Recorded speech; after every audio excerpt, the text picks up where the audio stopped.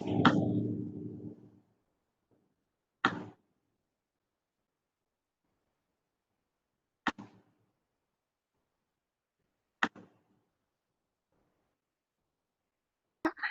everyone, a very good morning to all.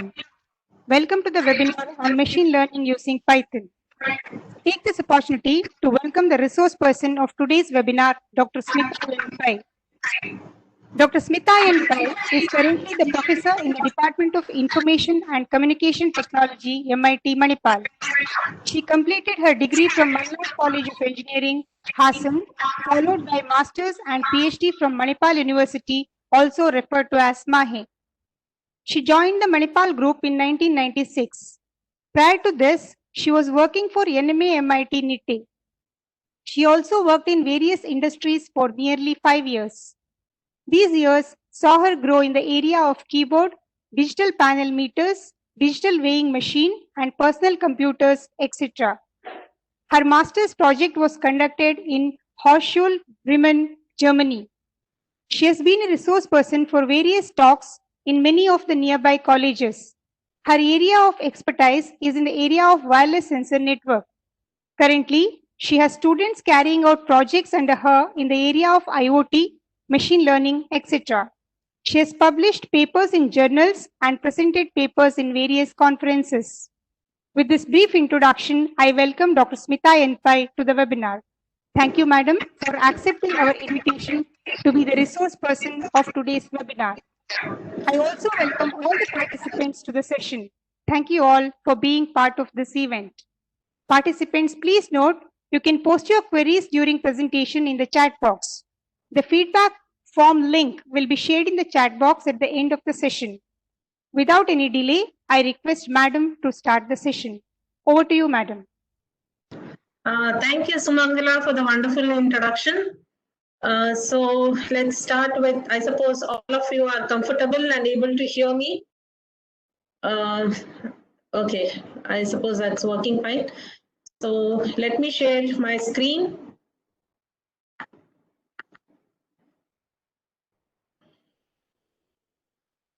Okay, how many are interested in this workshop?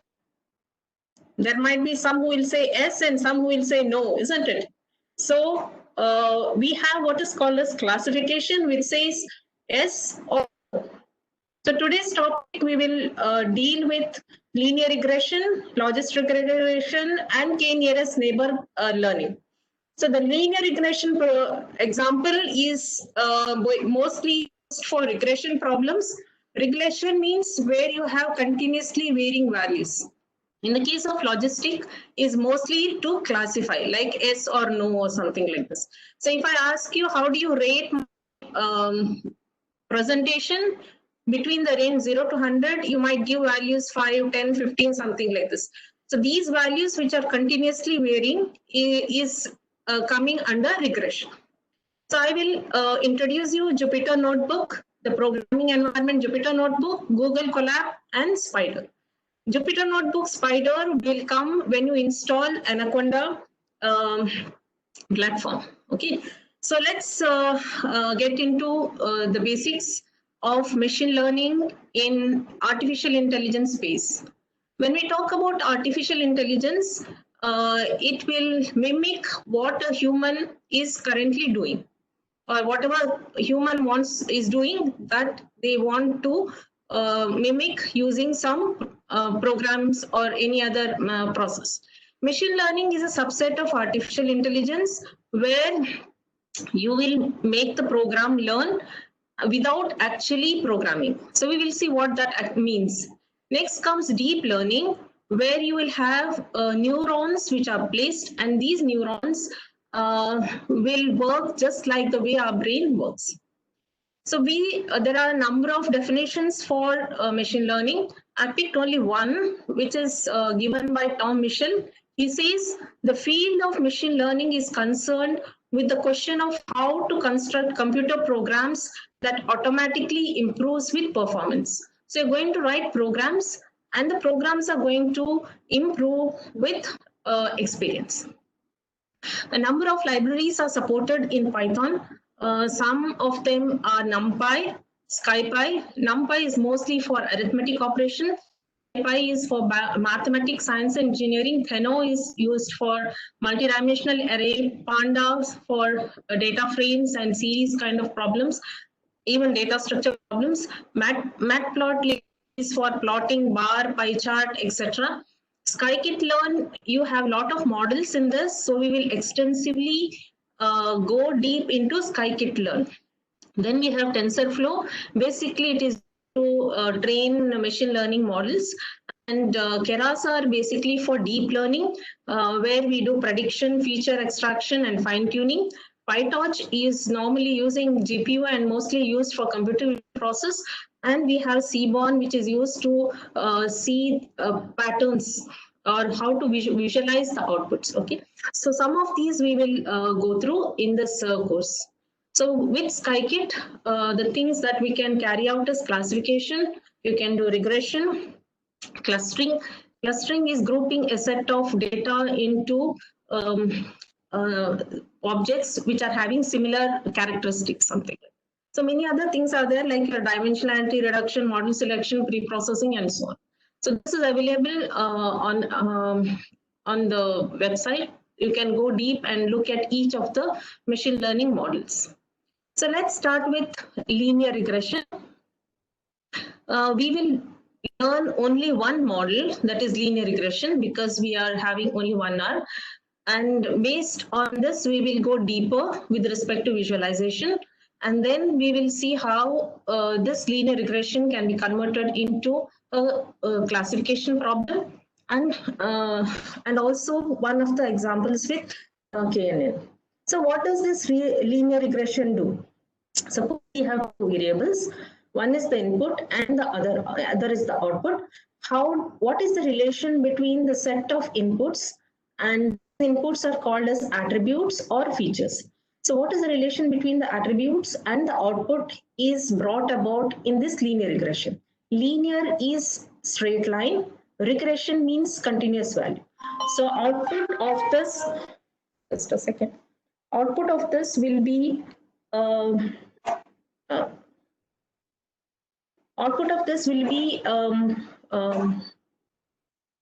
straight. Okay, and the linear relation between two or more models where we have input is a set of variables and output is a straight line.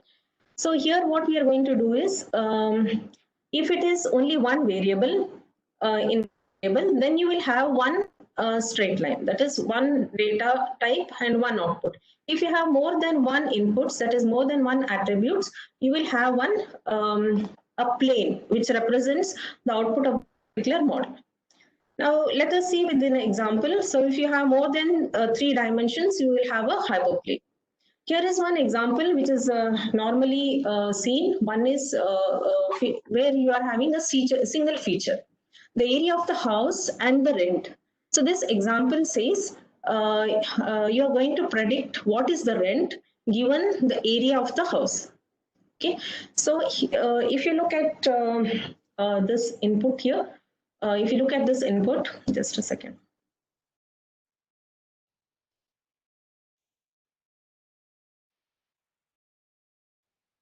Okay. So if you look at this input, you have the area of the house and the rent here. If you have 2,500, the rent is 10,000. Similarly, if you have 2,200, your rent is 9,000. So each line here represents one example. This is a second input and so on. So here we have 1, 2, 3, 4, 5, 6, 7, 8, 9, 10 inputs are there. And based on this 10 inputs, you will have an output here.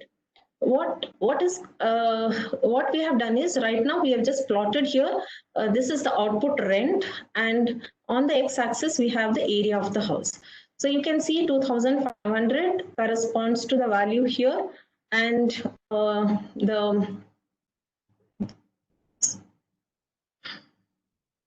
okay, so you can see there's a rent value over here. And similarly for 2,200, and so on. So these points, what you can see here, represent the various values, that is corresponding to the x values. What are the y values here? So these points are plotted corresponding to the inputs. Now what we are doing is, initially, this is the points. what we're going to do is we are going to, as I said, if you have one attribute here, you will have a straight line as the output. So here, y for a straight line, you have the relation y is equal to mx plus c. This is what we have studied in the beginning. So c here is represented by b0 for convenience, and b1 represents x, and m1 represents the slope. So b1 is here, m1 is all the values which you have on this x-axis, and y is what you have here, and b0 is the intercept that we normally have. So what we do is, I don't know initially, if I'm just given this set of values, what is my best fitting line? I have to draw a best fitting line which connects all of these lines like this. So when I draw this best fitting line, it cuts the intercepts on this y line at one particular position, and the distance between this and that point will be b0. Similarly, this angle, that line, whatever I draw, this angle corresponding to it, be the value b1. Okay, so first initially we don't know what is the value for b0 and b1. We randomly choose initial some value of b0 and b1.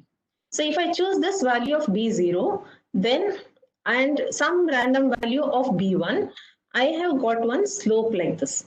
But what we require is a slope which goes like this. So what we have to do is, we will have to change the value of b0 and b1 such that finally it represents a straight line like this. So what is the process? So here, if you look at this particular point here, the actual value is this, and the predicted value from our algorithm is, suppose, this one. Similarly, at this point, this is the actual value. The predicted value is this one. So this is suppose 1000, 1200, and the price is 6000. So that's what you have here, I think. Okay, somewhere.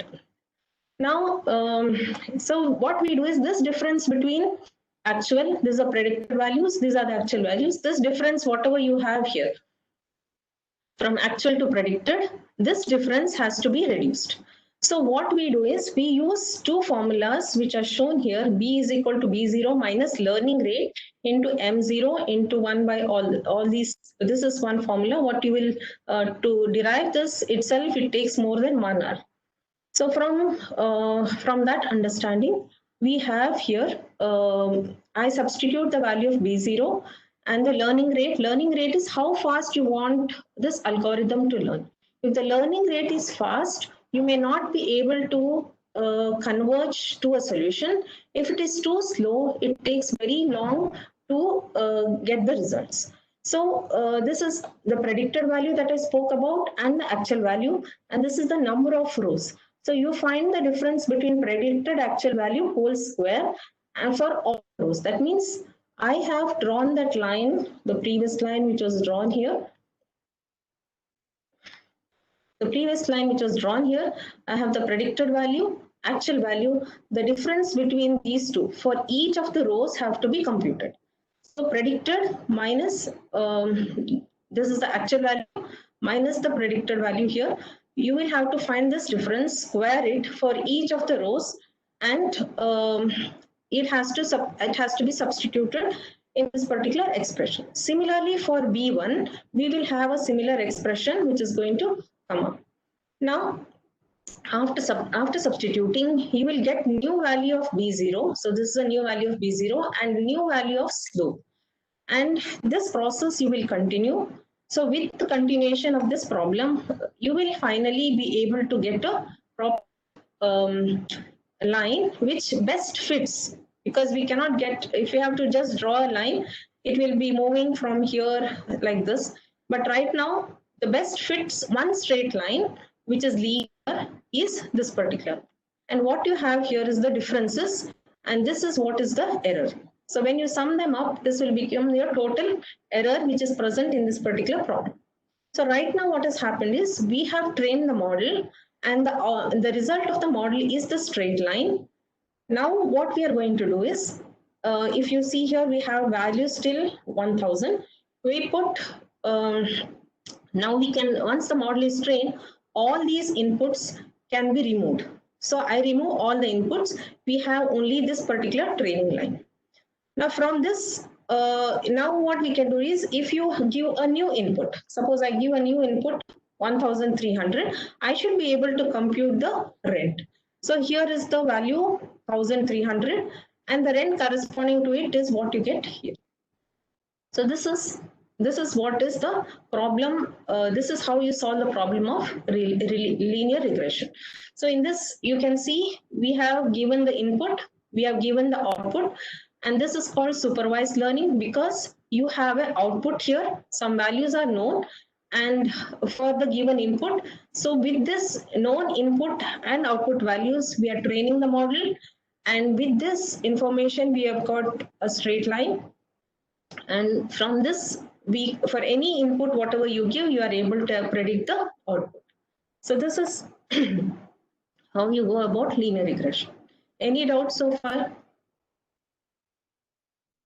I think if you have, because if you have understood the linear regression, then we will go with next step. So here is one animation. I'll just like to show you the animation corresponding to linear regression.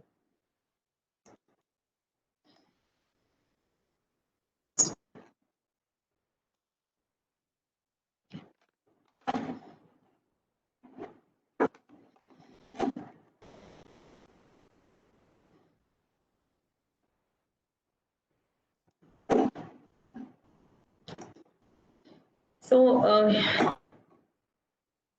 is it visible? We will have, in this example, you can see that you have, in the present example, we had only 10 data points. Now, in the example that I'm going to show, the video, you can see there will be a large number of data points. Corresponding to those data points, you are able to get a straight line, which is initially moving very fast, if you see, and later on it slowly converges to the best fit line. So this initially, because there is a large gap between actual and predicted value, the speed is fast, but eventually it will start, because you are almost reaching the correct values, the speed will reduce. Okay, so how long are you going to continue this process? The process is continued until you get the best fit line. And how are you going to compute the best fit line? The gradient that you are going to obtain will be 0 when you get the right values at that point. Okay, the plot of actual minus the predicted value, that square, and the value of b values, when you plot, you get some slope for that, and that slope value, if it is 0, you know that you have reached the final values. So instead of that, we can also do a number of iterations. So with each iterations, you can see the results will be better than previous. So this is, you can see here, you have only one value of the area of the house, that is only one attribute was there, and one output here. So here this is B1. You multiply B1 with each of these values and you get Y. This is similarly B0, because we don't have anything to be added here. We assume there is one more column here with all values as 1.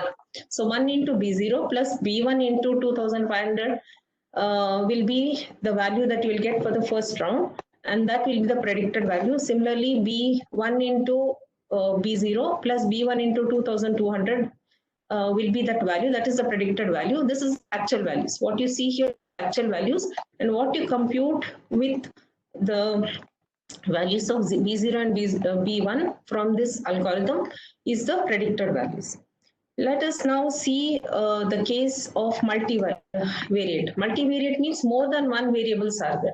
Earlier we had a living room and the price. Now we have two variables, living room and bedroom. So we have the table like this is given. So you will have, other than B0, one more B0 with all these values as one more column, and this will be B1. B1 into 2104 plus B2 into 3 will give you some value. That value will be predicted value, and this is the actual value.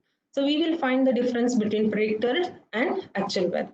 Now, in the previous example, you have seen that you had one x and that is x and one y value. Now here you have two values, living room and bedroom. So now the diagram that you get will be in 3D. So we have drawn price and square feet, and you have one more dimension where you can have a bedroom like this. So it will be in 3D. Let us also see how it actually looks like in this example. So if you see, this is a multivariate example. As I said, when the training takes place, you will keep increasing the value of B. You can change the value of B1 gets changed, the value of B2 will get changed, and also the value of B0 will be updated. And because you have two variables here, the output model here will be a plane, unlike a straight line in the previous case. In this case, you will have a plane. If you have more than this, it will be a hyperplane. Let us see another example here.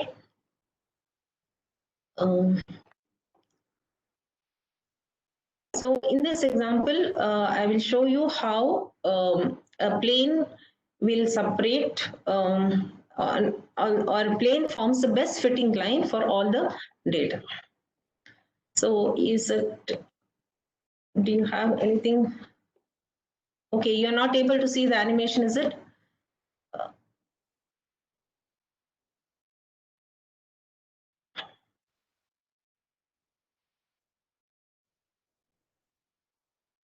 Are you able to see now?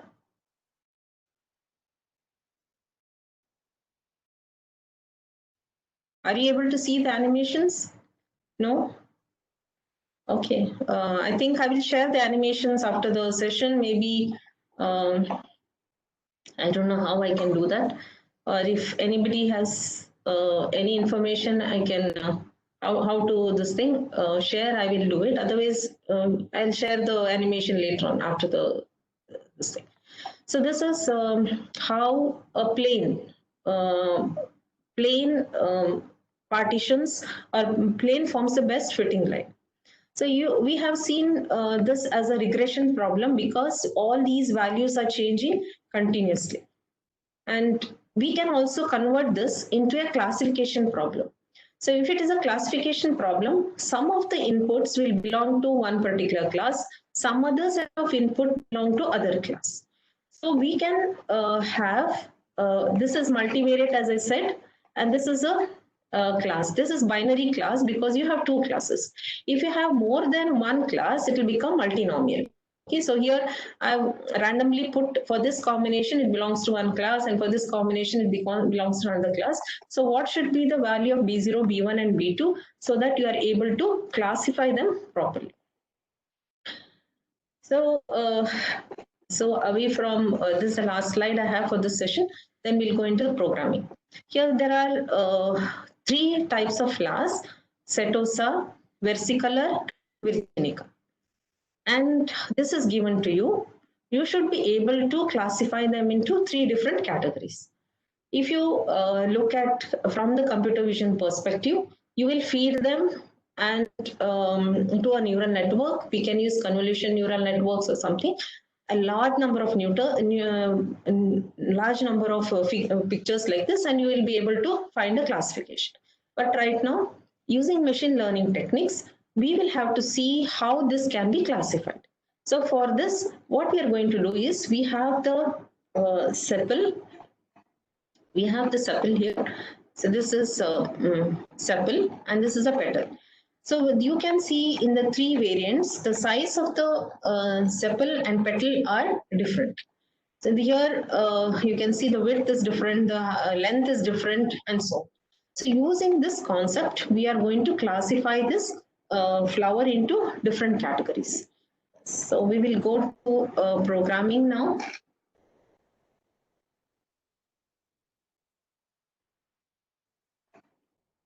I have already started with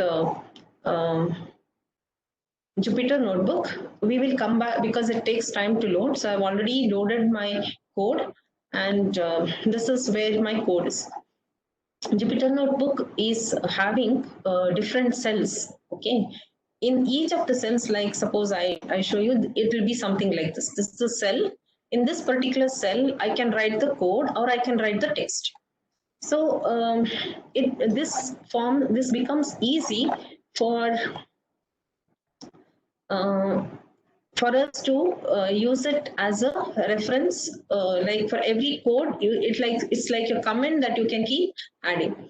So let us start with the algorithm. Now to run, this is one cell. If I have to run it, I just press run, it gets executed. Now we have the next cell. Hello, ma'am. Yeah, what is it not visible? Jupyter No, Notebook? no, it is not visible. No, the Jupyter Notebook is not visible, ma'am. We can see the blank screen. Are you not able to see anything? No, blank screen. Okay. Shall I share code or something? Is there a way in which it can be shared? Because okay, let me see here. I think it is already open. That's why. Because again, let me share my screen. Okay, ma'am. Is it visible now? Yeah, it's visible. This is visible. Okay, okay. Presentation screen is visible, but not the Now, not Jupyter. Not Jupyter, is it? Not So Jupyter. do I share the code or something? But I think now most of you don't have Jupyter, isn't it? Yeah, ma'am. So how do we go about then? Let me share application. I will try to share the application. Okay. We can just see if it is possible. Okay, ma'am. Now we can see the notebook. You can see. You're closing it, right? Wait. Yeah, I'll just. Is it visible now? Yes. Okay. Now again you cannot see it. It's not seen. No. Share application.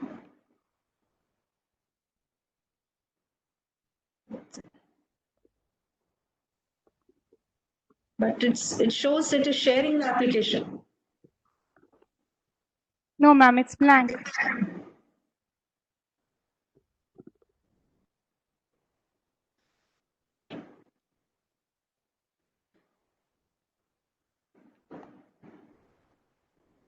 Is my screen seen? Yes. Now is it visible? Screen is visible, madam. You can see the flowers? Yes. Okay. So now I'm moving. Is it seen? Yes. Okay. Yes, So ma'am. this is a problem now. This is a problem statement. We have 3 flowers and we are going to classify them. So for this, what we are going to do is, I don't want to open the file and show now because we might miss it out. I will do the coding and then I will show what is the input file. So for implementing this, it's called as Pandas. Pandas library is basically used for data frames and series. NumPy is used for matrices, and this is from matplotlib. You are going to get the library pyplot, and you are creating an instance of that. Similarly, Seaborn, we are using it for visualization, and this is for models, different models that we are going to use, linear regression, logistic regression, and so on. And from this model, we are going to use this train test split. We will see what this train test split is. Then this is just because I have not installed, it is not working with GPU. Some warnings are coming, so just I put this. This is not a mandatory thing.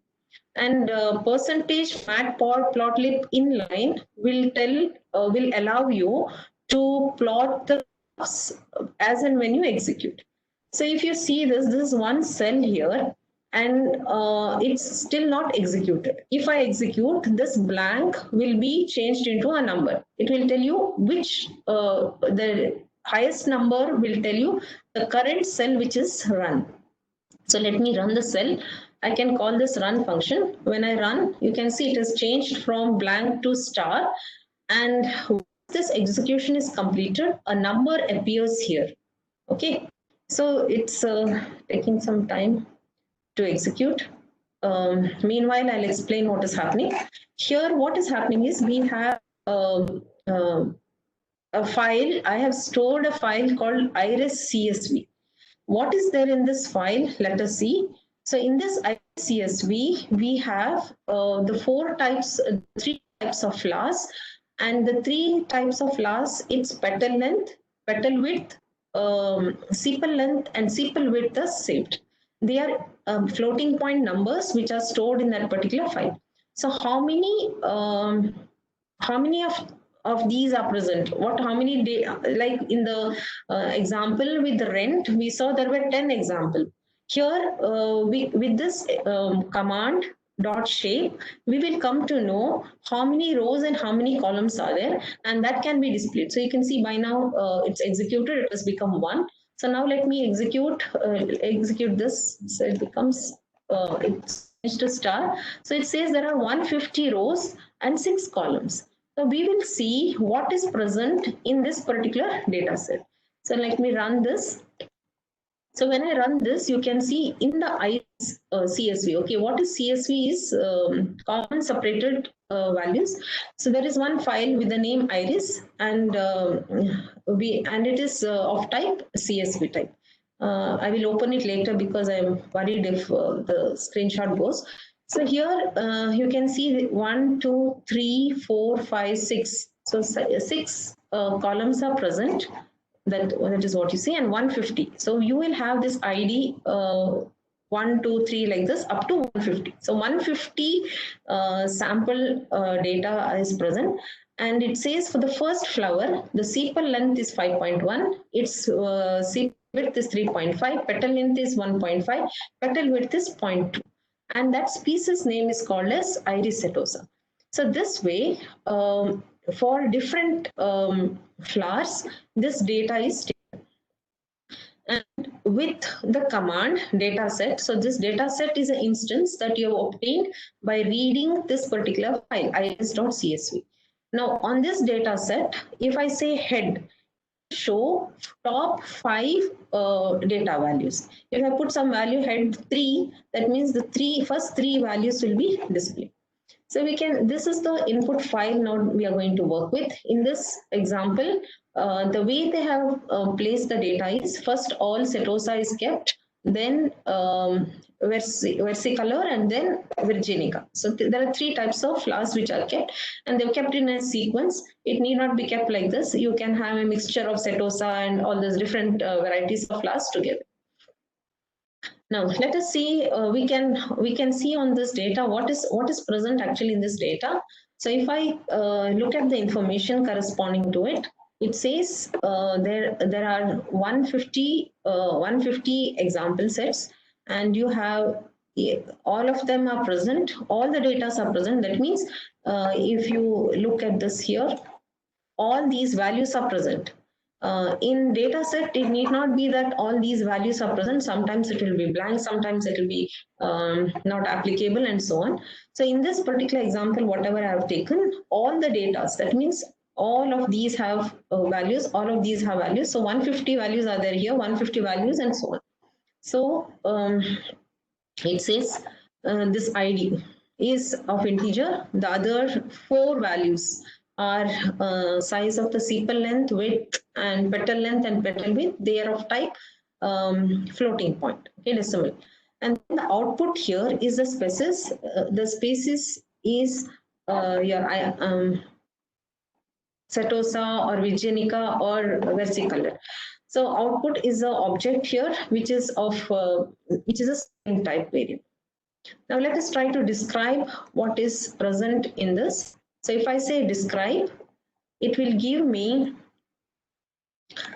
all other than this. You can see how many are there, what is the mean of all the values, what is the standard deviation. So for sepal length, what is the length, what is the mean of all the values, all the sepal length. That means the whole column, if you try to take the average, mean, this is what you have, standard deviation and so on. So how many, if you look at the first 25%, they are having the 5.1 and 50% are having 5.8, 6.4 and so on. So this way you can find the information about the data. Now let us see, we don't know how many are setosa, how many are versicolor and how many are virginica. So for species, if I take, because this is the one which is 3 different types, so we have 3 classes. So this is a 3 class problem, and if I run this, you can see there is equal number of this thing, virginica is 50, versicolor is 50 and setosa is 50. So each of, there are 3 types of flowers and each one of 15 number. So total of 150 items are there and each of type, each of number 50.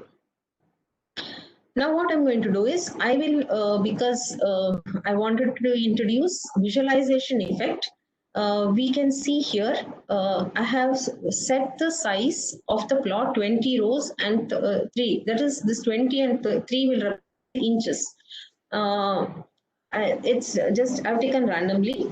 And here I've taken subplot. Subplot will indicate I have this row information, column information. So I'll display the figure in, there are 4 figures what I'm going to display. The first one, this is row 1, 4 column, and this is the first figure in that row. First row, 4 columns, and second figure, and so on. So here this is called a strip plot.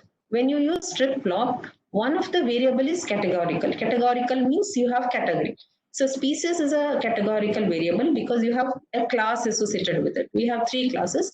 So what I'm going to do is I'm going to plot a relation between the length of all the kind of flowers with respect to species. So second, I am with the sepal width, petal length and petal width. If I run this, you can see this one.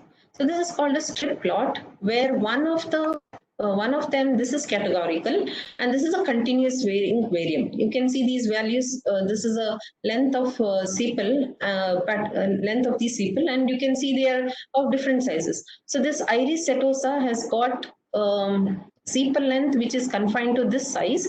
If you see for sepal width, it is having like this for Iris setosa, and petal length is like this. And you can see these dots are concentrated more here. That means of this length, you have Iris setosa with this length is more in number. So this concentration will tell you how much of how many elements or how many data points are having this particular value. Okay, so you can see I have in one row I have drawn 4 plots, and the first plot is corresponding to sepal length, what I have. Second one is corresponding to sepal width here, and so on. Next, I will like to introduce another kind of plot, which is called a scatter plot.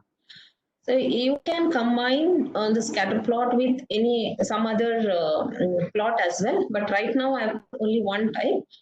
Here we have on the x-axis I put label features, and y-axis I put species.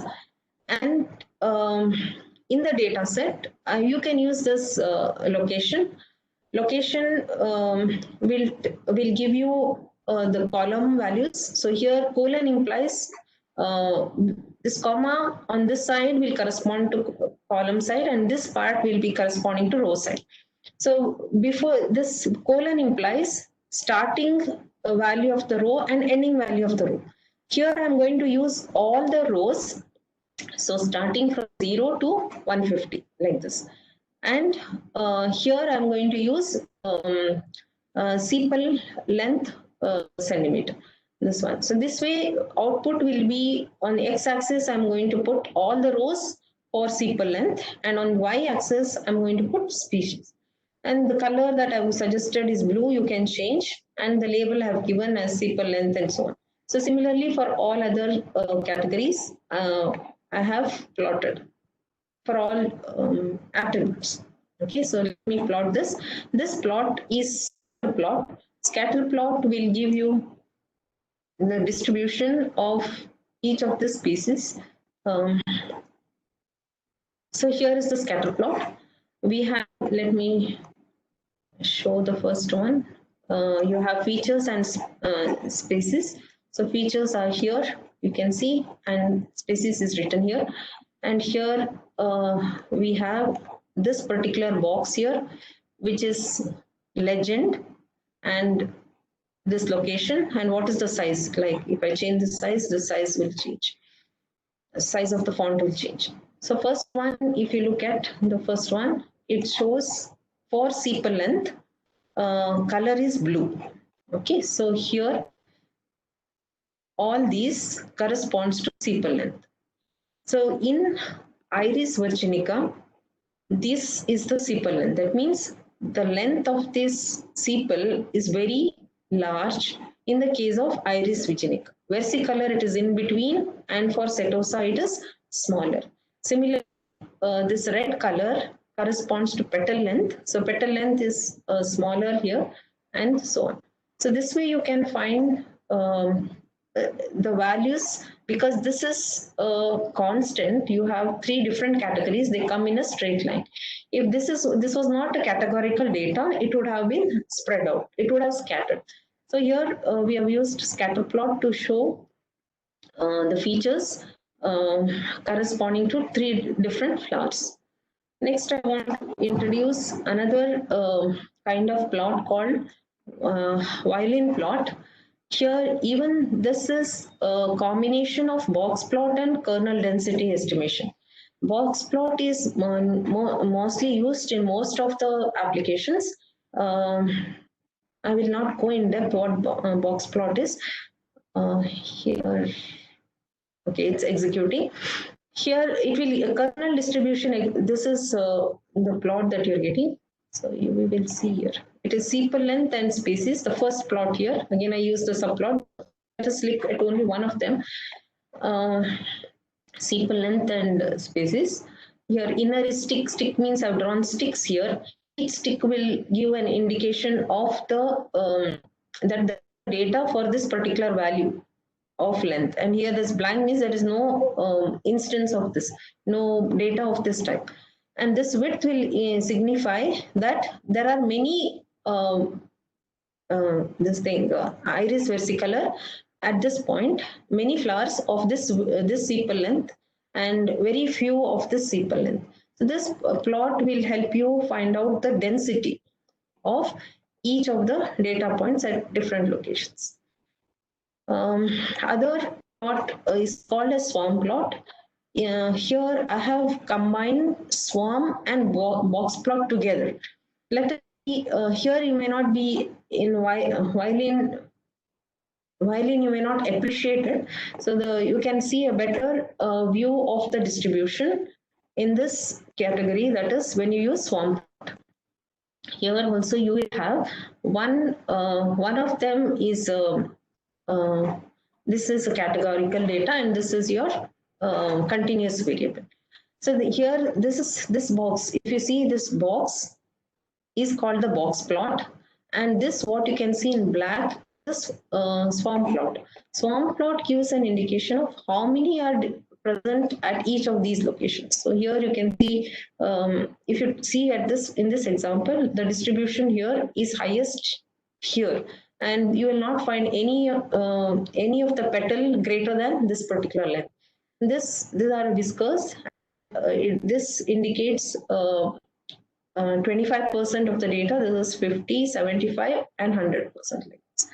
So this will help you give you can see most of the data is confined to, most of your data in this line is confined to this particular location.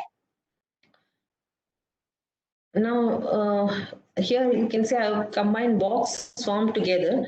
So one is overlapped on the other. If it is only box, you will have only this orange, green, blue, etc. And swarm plot will be only this. So with the combination of two plots, you can have a better analysis. We have seen the relation. Now we can also have a relation between each other. that is petal with petal, petal length with petal length, petal length with sepal length, and so on. So for that, what we are going to do is we are going to use what is called as pair plot. So we have the first axis, which is ID, and we will drop that because ID is not helping us. It is a count, and axis is equal to 1 specifies it is for column. We will drop axis is 0, it corresponds to row. So we will drop the whole column. So from the data set, we drop the ID. So one whole column is being dropped. And in the case of pair plot, we are now we are using this marker. You can change this X symbol to O or anything like that. So whatever you are plotting will be having this symbol. You will have a diagonal, and upper half of the diagonal we are using scatter plot to show how it looks, and lower half we are using KDE plot. KDE is kernel distribution estimator or probability distribution function. So at that particular location, how is the data distributed? Now, if you see, you can see here, on the upper half is the scatter plot, and on the lower half is the KD. So upper half, these are green is one type of flower, orange is another, and blue is another type. What you have, if I don't put this lower half with the KD, and I just keep it as it is, you will have the scatter plot on both upper and lower half. And each one here will be a replica of what you have here. But right now I've written here KD, and this is a scatter plot. Any doubts so far? Let me just check if there is any messages. Okay, fine. So no messages. So here we have KD plot. If you look at these two, you can see how this distribution is. It's corresponding to this part and here. So here, which is innermost, is having higher density, and what you have at the outer end is low density. There is also a X mark here. If you closely watch, I don't know if it is visible. And let me show you.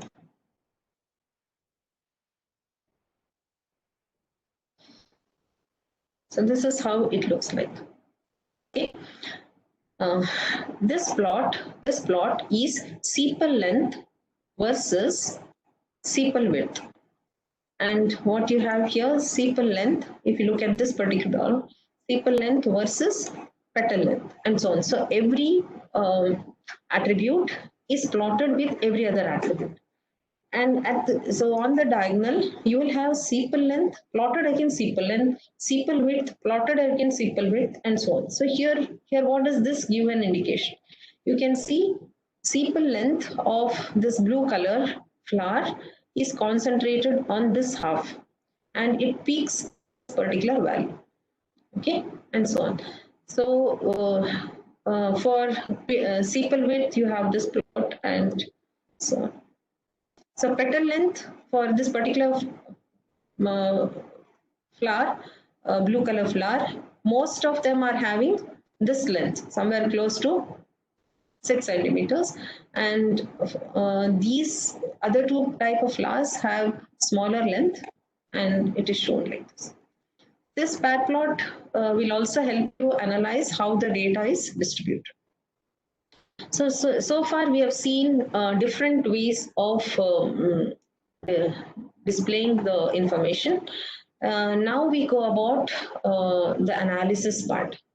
So to do that, what we are going to do is we give numbers to each of the categories. So there are 3 categories. Iris, we assign 1, and this is called a dictionary in Python. This iris is represented with 1, versicolor with 2, and virginica with 3.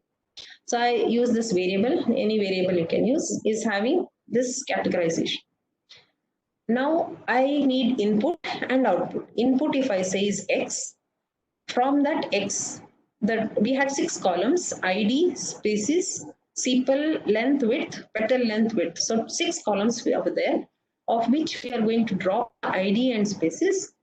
And we are going to use all the columns, because one axis is equal to one represent column, we are going to use all the values. That values what are present will be stored in X. So X will have now 150 rows and 4 columns, because 4 of these sepal length, sepal width, petal length, and petal width as the attributes. The output will be now, we will replace whatever was there as Iris setosa, versicolor, and virginica with these values 1, 2, 3. Okay, so we'll replace whatever you have this mapping values and reshape it into 150 rows and 1 column. Otherwise, it will be a single value 150. So we want to make it as an array, single dimensional array with 150 rows and 1 column. So reshape will do that process of changing the shape of the arrays, whatever attribute you're giving it. So if I run this particular example, there is nothing to be displayed here. So you will not have, if I put X here, if I just put X, it will show me the values here. So it is an array, and these are the values you have: petal length, petal width, sepal length, sepal width, and so on. Similarly, for Y, if I try to display, you will have 1 column, and right now the first one is, and you can see after that you have 2, and then the third category, like this. So now we have seen the input. Next we are going to use this formula that I showed in the slides. We are going to use B0, B1. And if I write the code for this individual line of code, this is how it is going to be. So I will not want to explain the whole code now. I'll just run it for you. Superficially, I can tell you add an additional column here with all values 1. This is for B0. And we call seed. Seed is, it generates random numbers, and this is some value. You can put any value. Okay, if I say seed is equal to 0, every time I run the program, whatever random values you will get will be the constant. Okay, the same random values will be generated. Otherwise, if I don't put some value here, if I run it, you will have, with each run, different values will pop up. I'll show it with an example. So here now, these are values for B0, B1, B2, B3, B4. We have to initially randomize some values. So we use this random, and it is an array of normal distribution. That means 5 values. We are generating from 1 to 5 values.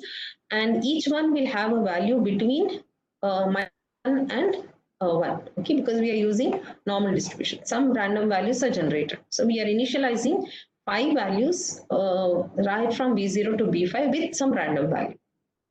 And we'll try to display it, and I will show. We are running the code for 10,000 times, 10,000 iterations.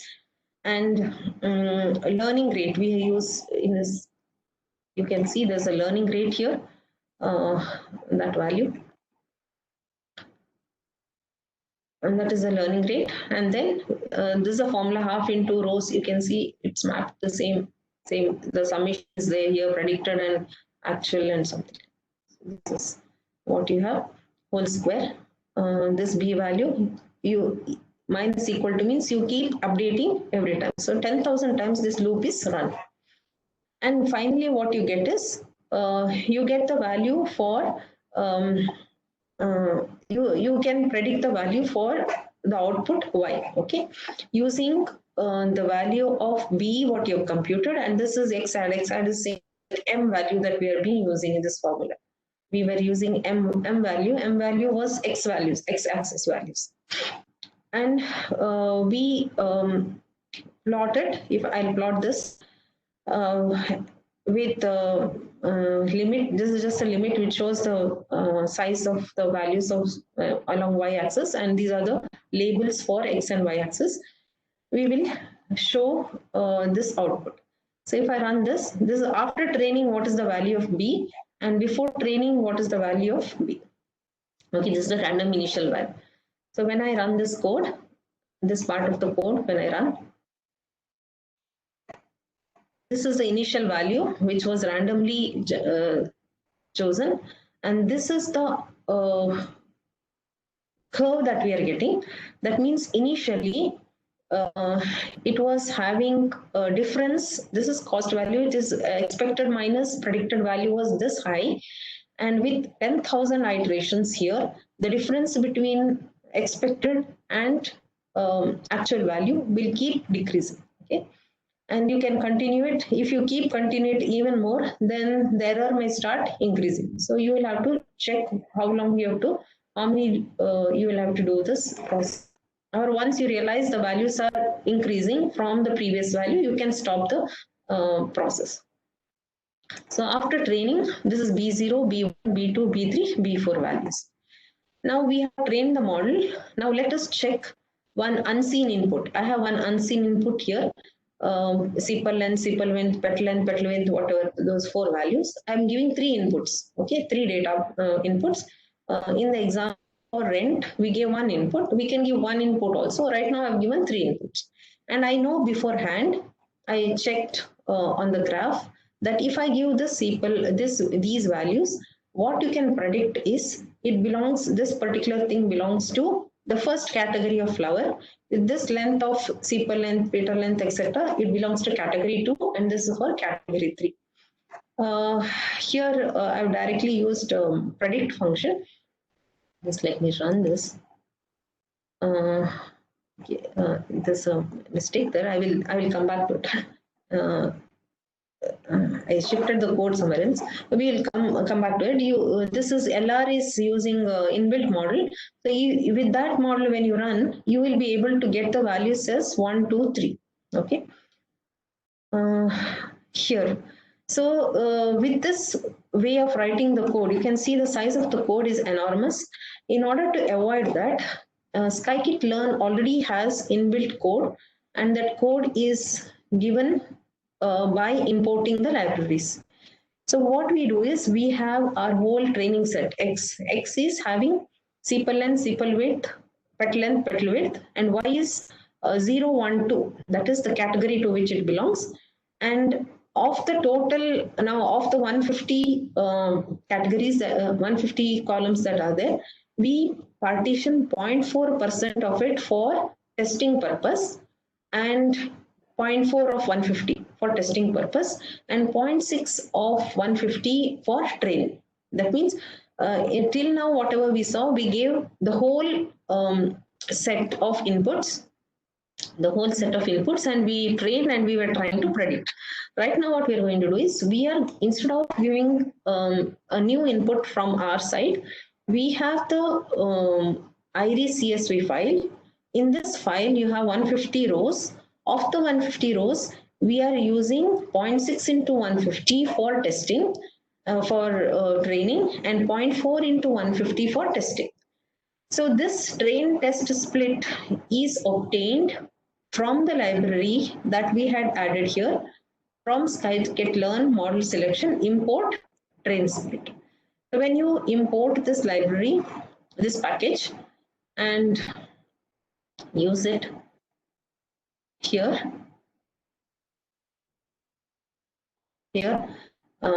input and output, and when I run this, it gets stored in these 4 variables. So xtrain will have 0.6 into 150 rows of data corresponding to petal length, petal width, sepal length, sepal width. Xtest also will have these 4 parameters, sepal length, sepal width, petal length, petal width. But other than what you have seen for training, the rest of them are used in Xtest. Similarly, Ytrain, if you use, when you have given this xtrain input, you already have a table. What is the output corresponding to this xtrain? That is, if I take the first row, its defined value, means what is the value of whether it is Setosa or something, that value is there in Y.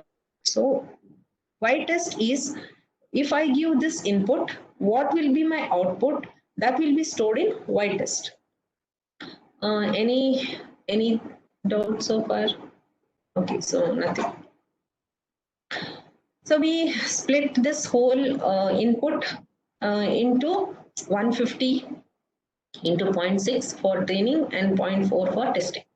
There is also something called as random state. Right now, I did not put any seed value for this. So each time I run, you will get different outputs, because from the 150 values, some values randomly are picked up. If I put random state is some value here, fixed value like 42, 0 or something like that, it will, every time I run, it will choose random lines, but those random lines will be chosen every time for one particular value of this random state.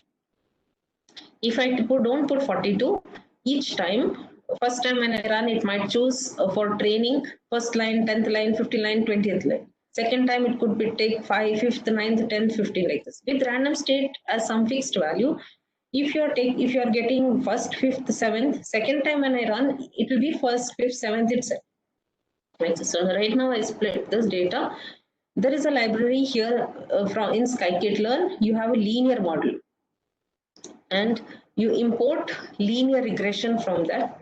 Import linear regression, and this is the instance that you're going to get from this linear regression. What I'm going to do is my training data, whatever is there, this training input and the output y, I will fit it to the already built linear regression. In this example here, right now we wrote this code. Instead of writing this particular code, we are directly importing that particular library. So we fit our data into that. So I will run this. You will not have any output. It will only say you have used linear regression, and because I have not sent any parameters, it says copy x is equal to true.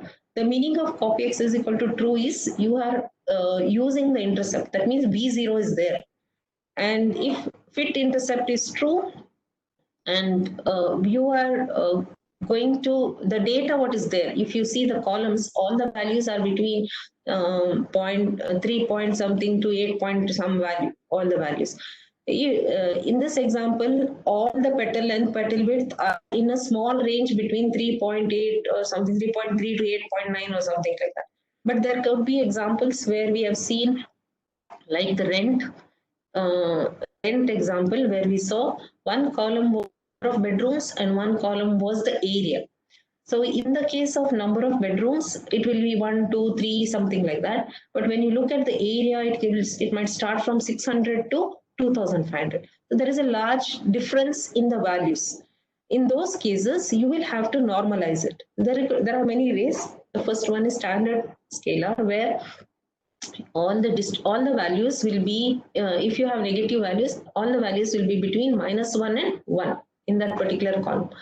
And if you use max scalar, there you will subtract max means scalar, you will subtract the values are between two ranges, okay, two ranges, minimum and maximum, like this. So 0 to 1, like that. The value is between 0 to 1. All the column values will be shifted between 0 to 1.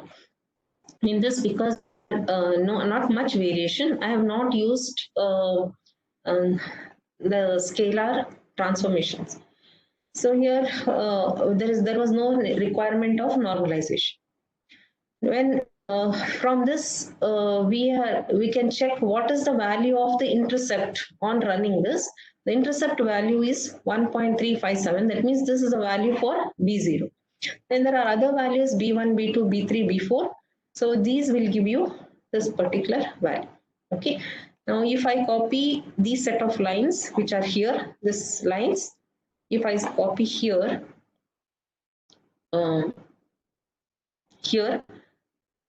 I can get the predicted value. Okay, right now this prediction is for the test values. Instead of this test values, if you put those values, 4 values, you will get the predicted values. Okay, then let me not bring it down because the screen there might be some issues coming up. So now this is the test value. Test value is 150 into 0.4. Those many rows are fed to this predictive model and it is going to predict. When you run this, you can see actual value is this and this is the predicted value. Okay, I've shown only top 6 because here, and this is actual, this is a predictor. So this is the difference that is obtained. But we want to make it as a classification problem, and those which are 1 are belonging to class 1, those which are belonging to class 2.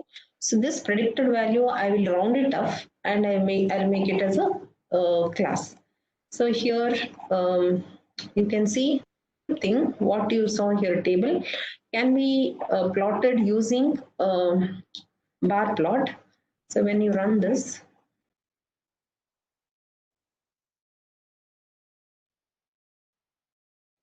this is a bar plot of that this only the first 6 values corresponding to this. You can see these values are plotted in the bar plot. Then come analysis. The analysis is done in terms of confusion matrix. We are already ahead of the time, I think. If you want me to stop, I can stop, or I will continue, or I will show some other collab. Hello, ma'am. Yeah. Ma'am, we have time till 10:45. Okay. 1 more minute you can take. So do you want me to talk about confusion matrix, or should I show you collab and spider? Fine, ma'am. Fine. Anything is fine, right? Okay. So, Yeah, anything is fine. So that I will just run and show you. Okay, this I'll just continue. So Yes. we will have to analyze what is happening. So when we have to analyze, there are 4 things that are going to come up. One is true positive, false negative, and true negative. Now we have true class. That is positive is class. Suppose this is a binary classification. That means there are only 2 classes. This will be class 0, and this class 1 and class 0, and this is predicted. So what you predict that a sample belongs to value, it should give you true. This is a true value, means actually it should give you 1, and you have predicted 1, then it is called as true positive. If you want to get 0, but your algorithm has predicted it as 1, then it is called as false positive. So similarly, the algorithm for the data input that you have given, if the algorithm will find that it is positive, that means it is 1, and you have predicted actually it is 1, and you have predicted as 0, this becomes false negative. So when after you run the algorithm, you will count how many of them are positive, how many are false positive, how many false negative, and true negative. From this, you can measure positive predicted value, which is the ratio of true positive divided by true positive by false positive, and so on. So these are few of the matrices that you can compute. Okay, I'll share this. You can in your free time you can just read what these things are. So with 3 class, you will have class 1, class 2, class 3, and class 1, class 2, class 3. Actually, here the diagram is written other way here. Here it is true class and predicted class. Anyway, this here predicted and true is written. So what you have here will be false negative. What you have here will be true positive, because the diagram is reversed here. So the meaning is here, if you are in your output, it was belonging to Iris setosa, and your algorithm also identified it as Iris setosa, then you, for one data, you count this is 1. If your actual value is Iris setosa, it says it is versicolor, then you add the count here, and so on. So you get a graph like this, and from this graph, you can find this confusion matrix. Whatever you get is called as a confusion matrix. So this is a confusion matrix. This is a central line that you saw here. This line, true positive values, and these are what you have is false negative, and what you have at the bottom is positive. So this is what you have. And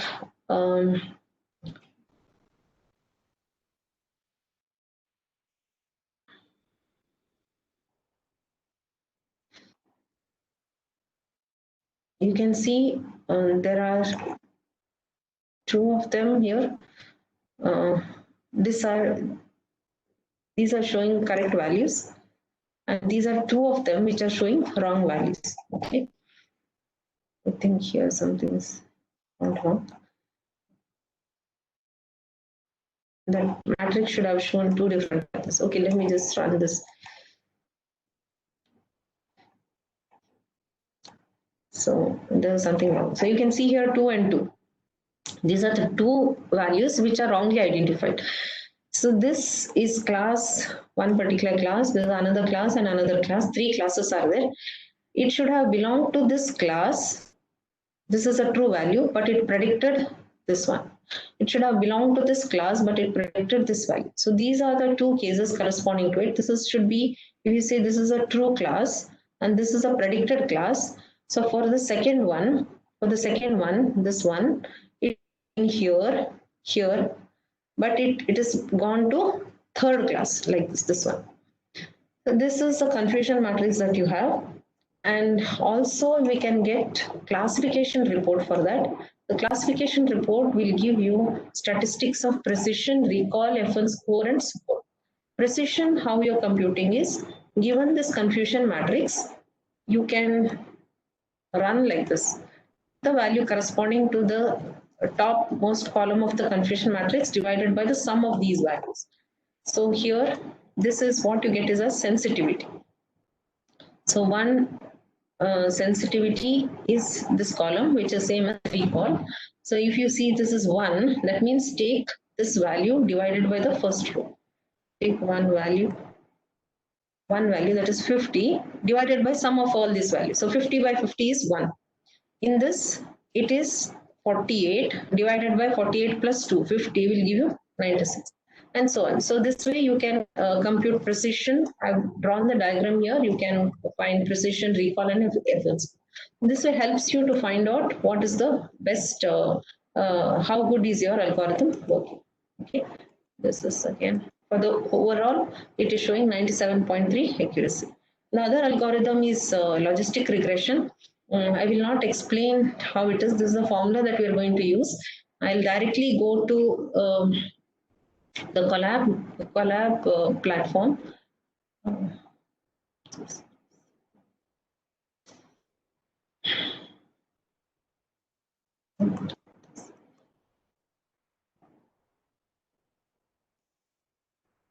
So this is Colab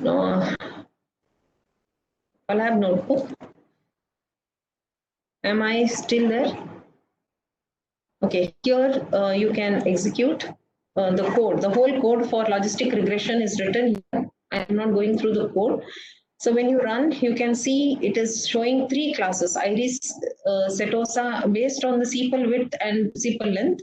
3 classes are there. So this is a Google Colab, and to run codes written on this, you will need an intranet. Okay, if you have a Gmail account, you can run this.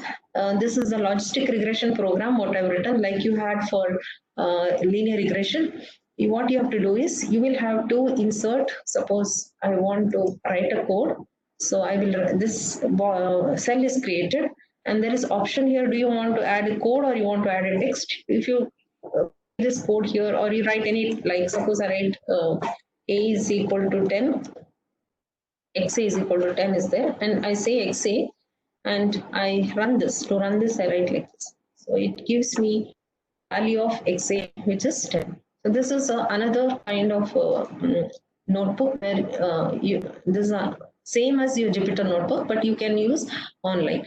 For using Jupyter, you will have to download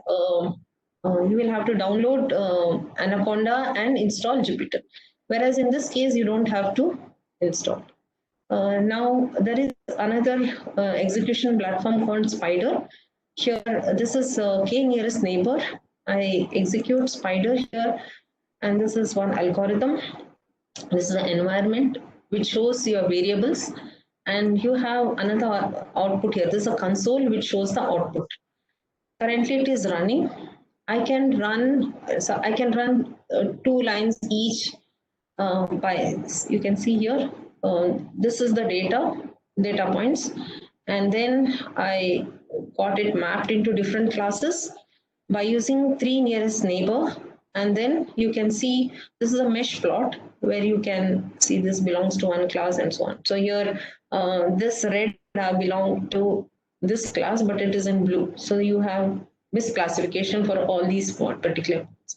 So k nearest neighbor means any new point, this is the data already available, any new point which it should check to which class it should belong. So for that, it will see its distance from every other point, and the minimum distance to which it belongs to. If I say three nearest neighbor, best if two of them show minimum distance to which it belongs, then that point belongs to that particular class. Okay? So this is how k nearest neighbor works. Okay. I can just copy these set of lines and I can type here. I can type here in this console and execute. Suppose I want to run, I can just type, suppose I say this, I have to run sequentially, or I can say option here, you can run the current cell like this. I can say I just want to run the cell, only those two lines will be executed. I want to display the value of xmin, I can just write xmin and it will give me the value of xmin. So this is another platform where you can execute. That's the environment that we have seen, and I'll just show my last slide that.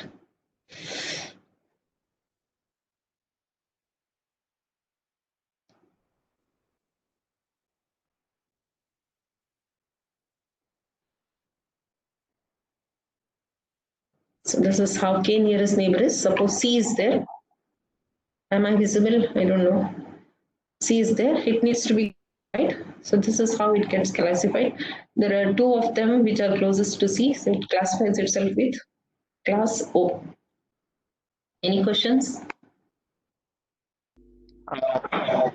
Yeah, ma'am. Here we have two questions from the participants. First one, I'll read that. In presentation, my question is: any tools or library for language data processing in Python? A lot of this. If you Google, you can see a lot of tools which are there. PyTorch especially is for NLP processing only. You can search a lot of them. How to prepare CSV data file for executing Python. If you want to create your own CSV file, open Excel. Okay, in Excel, you put the headings like we had ID, species, petal length, and all those things, and you enter the values in the Excel file. So after you enter, you can say save file as file name.csv. So automatically that file will be saved. I will show you if you want how the file looks like.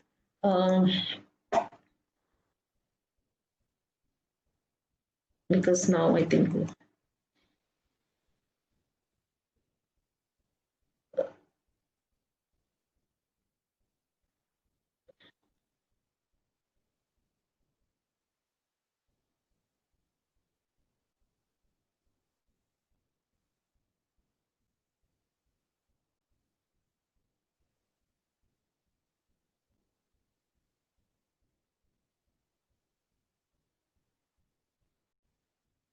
yeah, somebody has written NLTK, and that library is always there, NLTK in Python.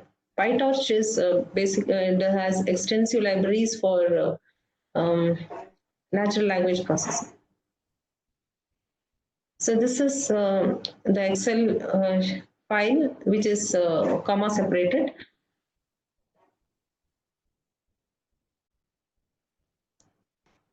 So if I have this,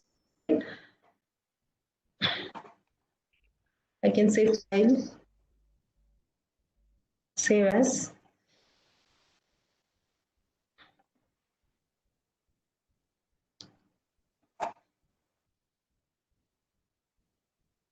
Okay, CSV, save.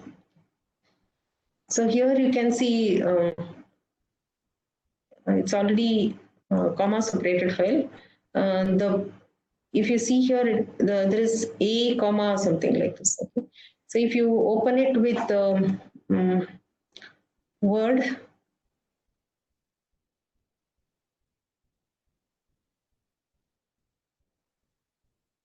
you can see it looks like this. So comma separated files, 2, 4, 9, 3 like this. Okay, so this is comma separated file. You create Excel sheet and save it as slide. Any other questions? Right now we cannot see any question, ma'am. If any queries, you can directly contact ma'am, Yeah. or you can put queries with us so that we can clarify your doubts. Yeah, thank you for patient listening. You are always welcome to ask any queries that is going to come. Uh, Thank you, ma'am. The feedback link is shared in the chat box. Please submit your feedback to receive your e-certificates. Before we wind up the session, I thank Dr. Smita N. Pai for the insightful and informative session. Thank you, ma'am.